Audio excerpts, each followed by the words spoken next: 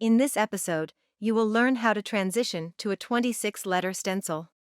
We will discuss how coaching level increases with the new device.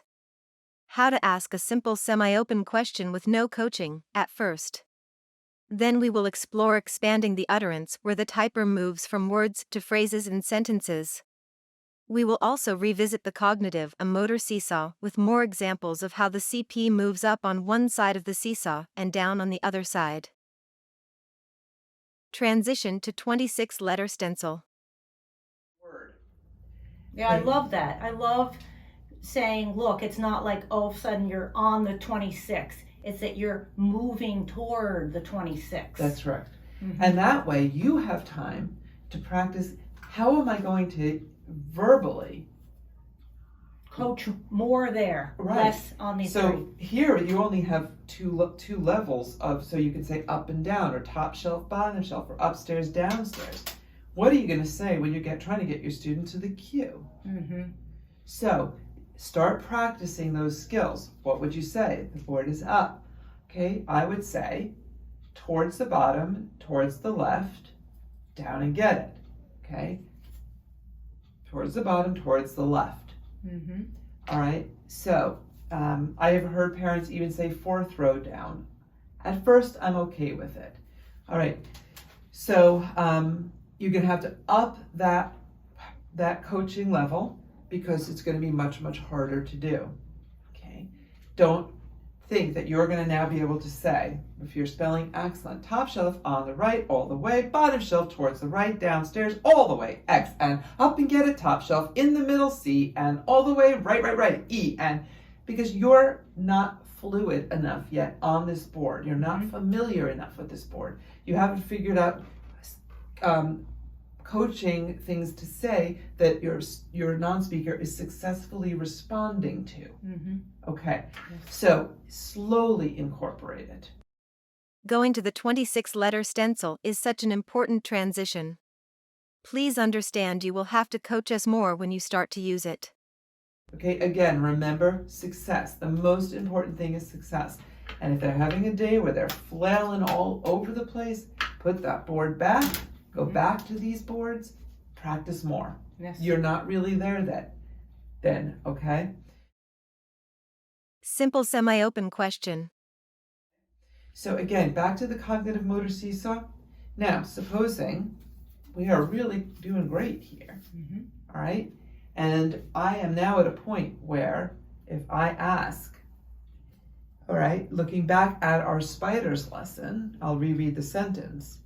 Before you get out your shoe, bug spray, or a spatula, think about the benefits that a spider will bring to your home.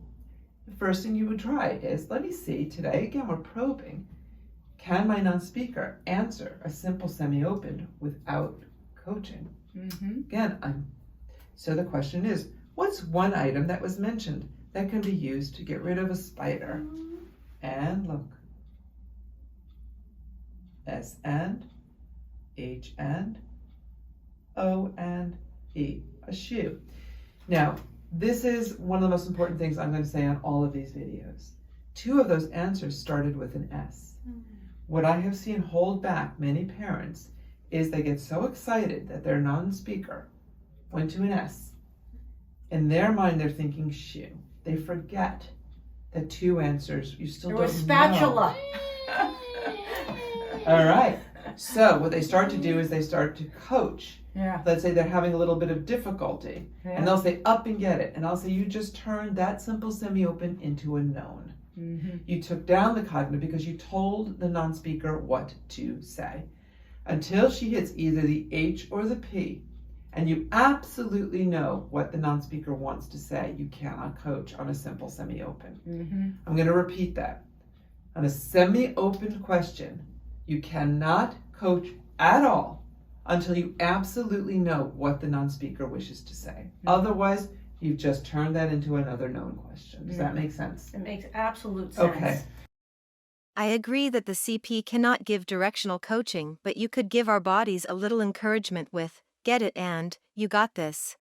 So now we've got a non-speaker who's on the 26-letter board and is answering a simple semi-opened. Elizabeth spelled shoe.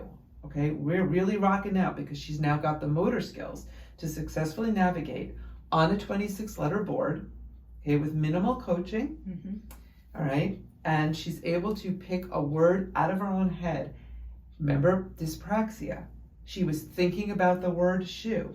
The dyspraxia, before we worked with her, would have had her incapable, because she's thinking about saying shoe, of spelling the word shoe, typing the word shoe. But now, the motor movements to get to the letters of her choice are becoming more and more automated. So Yes. she doesn't have to think so much about getting her hand and eyes to get to the S and getting them to the A. She can think about the word shoe, and she's just spelling shoe. Ordinarily, most people might say the next thing to do would be to answer then complex semi-opens. Mm-hmm. Okay, again, cognitive motor seesaw, right? Okay, we've got the motor skills, and we've matched it now with that cognitive thing. What would you push up on next? Well, you have a choice now. Mm-hmm. Do we push up on the to complex semi-opens on this side, or do we continue to work on pushing the motor skills on this side? Mm-hmm. I, at this point, tend to do both. Okay. All right. That's right. What I might start to consider doing is bringing in my laminate board. Okay. Again, I don't necessarily jump right onto it because it's a lot smaller. Mm-hmm. Okay. If a student has been using a pencil, I might first just take the pencil away and start having them point, of course, before I move on to this. Mm-hmm. So you have certain choices that you might want to make there. Expanding the utterance. But before we even get to the motor piece of it, I want to make one more really important point. For me personally, what I have found helps students to successfully, again, successfully move from answering a simple semi-open, which is simply picking an item from a list, into talking in sentences. I've actually introduced an intermediary step with my personal spellers, Okay. which is what I call expanding the utterance. Mm-hmm. So in this case, the semi-open question is, name somebody who is talking about typing for communication, but tell me in a sentence. Mm-hmm. So again, it makes it easy because you're limiting what they can say to some extent. Mm-hmm. They could say, Ginny was talking. They could say, Ginny and Judy were talking. They could say, Elizabeth was talking with Judy and her mother. Mm-hmm. Okay, so you still have a variety of things that the student might say, but it's easier to still answer that question than it is to say, and what were they talking about? I love this idea of expanding the utterance. I can remember my early days when I gave a single word answer and my CP asked me for another word or two to make a phrase. Mm-hmm.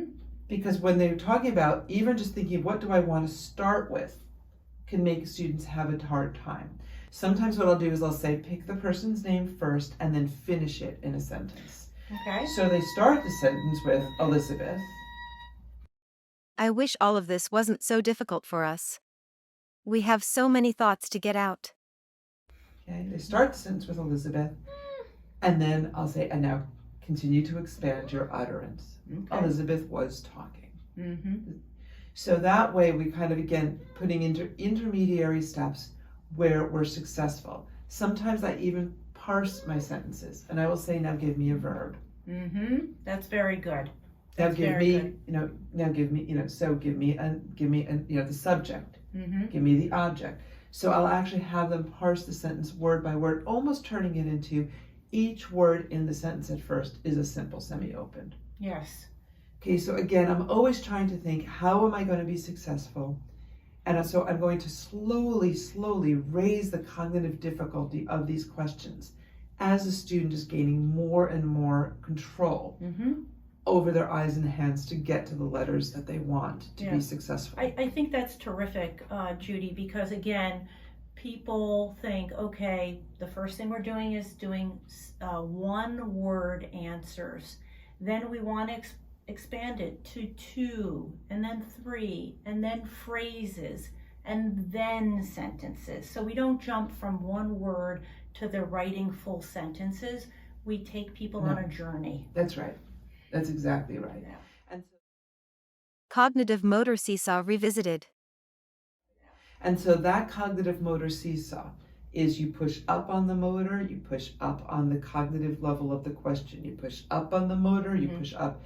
And so you're constantly moving them up and down fluidly, okay, until obviously the point at which a student is completely independent. And again, when we introduce the keyboard, yes, again, prompting goes way up. Okay, your coaching has to be extremely invasive at that point because you're talking about an item that's this big. yes. Okay, so you really have pushed up on the motor. Motor goes up, coaching goes up, then cognitive level of the question goes up, and you're constantly moving up towards your ultimate goal. Yes. Please don't be worried about totally understanding the cognitive motor seesaw. Over time, you will learn how to go up the levels of questions and devices. These videos will show you step by step. In this episode, we hope you learn to transition to the 26-letter stencil. The CP will slowly incorporate the use of the 26-letter stencil while using the 3 stencils. The CP will increase directional and gesture coaching when starting the 26-letter stencil. For a simple semi-open question, do not coach until you are sure what word is being typed. With expanding the utterance, build phrases in sentences one word at a time. The CP can ask for the sentence subject, then a verb and an object. The cognitive motor seesaw was revisited showing how the CP can slowly raise the cognitive difficulty of the question as the typer gets more motor control. For your typing exercise, choose an age-appropriate lesson from the C4A website. Start with the 3 stencils and use the 26-letter stencil for a few letters. If successful with known questions, try a simple semi-open.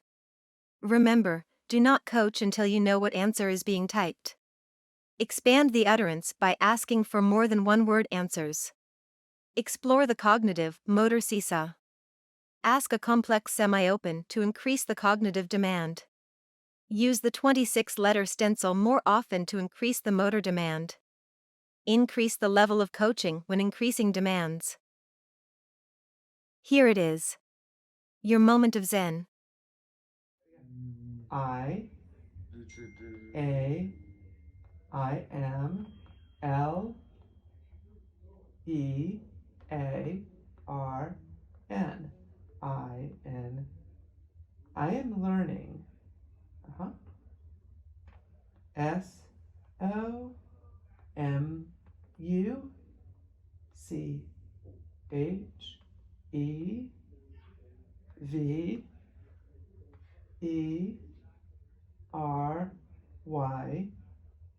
SOMUSEVERYday. I'm learning so much every day. MYFAVORITESUB.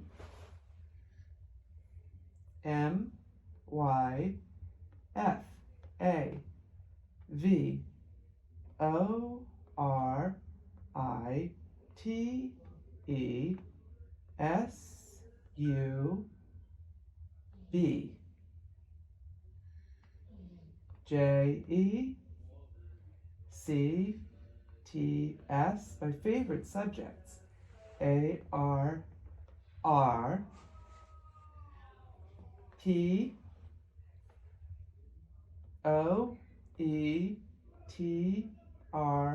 poetry. And MUSI, and music. Favorite kind of music? Go ahead. Or favorite composer, favorite artist? RACHMANIN.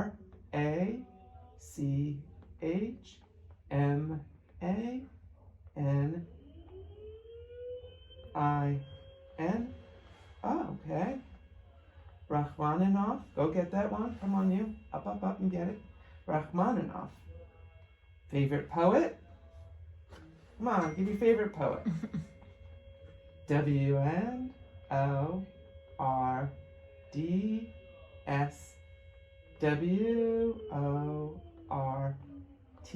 Wordsworth, yay!